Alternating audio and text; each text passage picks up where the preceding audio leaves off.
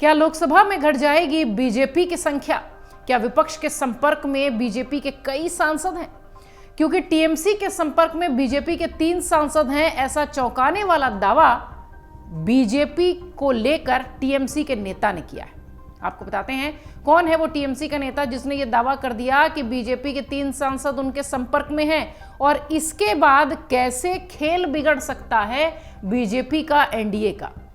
दरअसल पश्चिम बंगाल में तृणमूल कांग्रेस के नेता साकेत गोखले ने एक चौंकाने वाला बयान दिया है। उनका कहना है कि पश्चिम बंगाल के 3 बीजेपी सांसद टीएमसी के संपर्क में हैं। गोखले ने यह दावा किया है कि संसद में बीजेपी के सांसदों की संख्या जल्द ही घटकर 237 होने वाली है।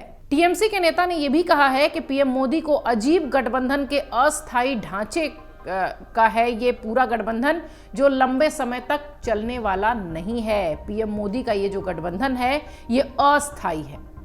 वहीं पश्चिम बंगाल बीजेपी ने साकेत गोखले के दावे को सिरे से खारिज किया है। गोखले के दावे पर प्रतिक्रिया देते हुए पश्चिम बंगाल के बीजेपी के प्रवक्ता समीक भट्टाचार्य ने कहा कि टीएमसी दिन में सपने देख रही है। बीजेपी नेता ने कहा कि पश्चिम बंगाल में कोई भी सांसद टीएमसी के संपर्क में तो फिलहाल नहीं है। टीएमसी के राज्यसभा के मेंबर साकेत गोखले ने सोशल नेटवर्किंग प्लेटफॉर्म एक्स, जो कि पहले ट्विटर हुआ करता था, उस पर उन्होंने लिखा कि अभी लोकसभा से बीजेपी की संख्या बल 240 और आईएनडीआईए अलायंस 237 पर है। पश्चिम बंगाल में बीजेपी के 3 सांसद हमारे संपर्क में हैं, यानी टीएमसी के संपर्क में हैं। जल्द ही एक सुखद आश्चर्य होगा। उसके बाद बीजेपी का संख्या बल घटकर 237 रह जाएगा, जबकि आईएनडीआईए गठबंधन के सांसदों की संख्या बढ़कर जल्दी ही 240 होगी। उन्होंने कहा कि नरेंद्र मोदी का गठबंधन टिकाऊ नहीं है, ये ज्यादा दिन चलने वाला नहीं है। गोखले का यह दावा ऐसे समय में आया है जब एनडीए की सरकार बन चुकी है। एनडीए की सरकार आंध्र प्रदेश के टीडीपी के सहयोग से बनी है। आंध्र प्रदेश की पार्टी तेलुगु देशम की पार्टी, या यूं कहें कि चंद्रबाबू नायडू की पार्टी, और जेडीयू यानी कि नीतीश कुमार की पार्टी। इन दोनों के मजबूत सहयोग से फिलहाल एनडीए का गठबंधन बनकर तैयार है। सरकार भी रेडी है, लेकिन इस बीच गोखले के दावे ने सबको चौंका दिया है। गोखले के दावे पर प्रतिक्रिया देते हुए बीजेपी के प्रदेश प्रवक्ता समीक भट्टाचार्य कहते हैं कि तृणमूल दिन में सपने देख रही है। उन्होंने कहा कि बीजेपी और एनडीए एकजुट है पूरी तरह से, और बंगाल से बीजेपी का कोई सांसद कम से कम तृणमूल कांग्रेस के संपर्क में तो नहीं है। लोकसभा चुनाव में तृणमूल कांग्रेस ने पश्चिम बंगाल में 42 सीटें जीती हैं, 42 में से 29 सीटें जीती हैं। वहीं बीजेपी की संख्या 2019 में जो 18 थी वो फिलहाल घटकर 12 हो गई है।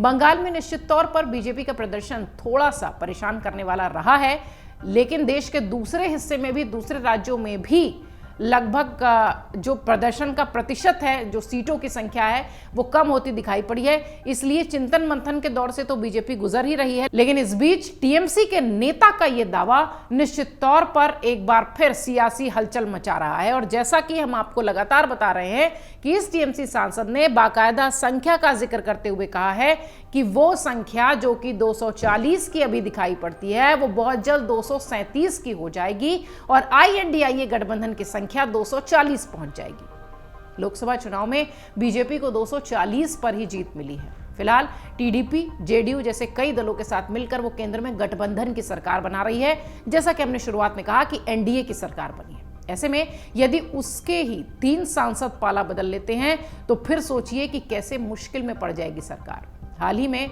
लोकसभा चुनाव के नतीजे बीजेपी को 240 सीटों पर जीत दर्ज कराते हुए दिखाई पड़े थे। बहुमत के आंकड़े से भी बीजेपी चूक गई थी, लेकिन एनडीए ने 293 सीट के साथ बहुमत का आंकड़ा हासिल किया। फिलहाल टीडीपी, जेडीयू जैसे कई दल मिलकर केंद्र में गठबंधन की सरकार चला रहे हैं। ऐसे में यदि उसके ये 3 सांसद पाला बदल लेंगे तो संख्या के लिहाज से मुश्किल जरूर आएगी। इधर कांग्रेस ने 99 सीट जीती थी, जबकि आईएनडीआईए गठबंधन ने कुल मिलाकर 234 सीटें जीती हैं। चुनाव के बाद 2 विजेता निर्दलीय उम्मीदवारों ने भी कांग्रेस का समर्थन कर दिया, जिसके बाद अब गठबंधन की संख्या बढ़कर हो गई 236। अगर गोखले का, जो टीएमसी के नेता हैं, उनका ये दावा दिखाई पड़ता है कि वो टीएमसी के संपर्क में हैं 3 बीजेपी के सांसद, मान लीजिए ऐसे पाला बदलने जैसी कोई खबर आती है, तो ये जो विपक्षी गठबंधन की 236 की संख्या है, ये पहुंच जाएगी 239। और कई निर्दलीय और हैं जो कि लगातार INDIA गठबंधन के संपर्क में है।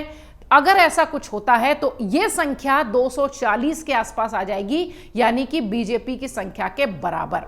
अब संख्या के लिहाज से, आंकड़ों के खेल के लिहाज से इन दिनों INDIA गठबंधन और NDA की खूब चर्चा हो रही है, क्योंकि बैलेंस का बहुमत जो है, बैलेंस का जो आंकड़ा है वो जनादेश मिला है दोनों ही खेमों को, चाहे वो NDA हो चाहे वो INDIA गठबंधन हो।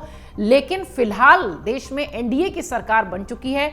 अब बंगाल से ये दावा कितना सच होता है ये तो भविष्य के गर्भ में छिपा है, लेकिन हाँ, सियासी गलियारों में इस बयान के खूब मायने निकाले जा रहे हैं और निश्चित तौर पर हड़कंप भी है इस बयान से।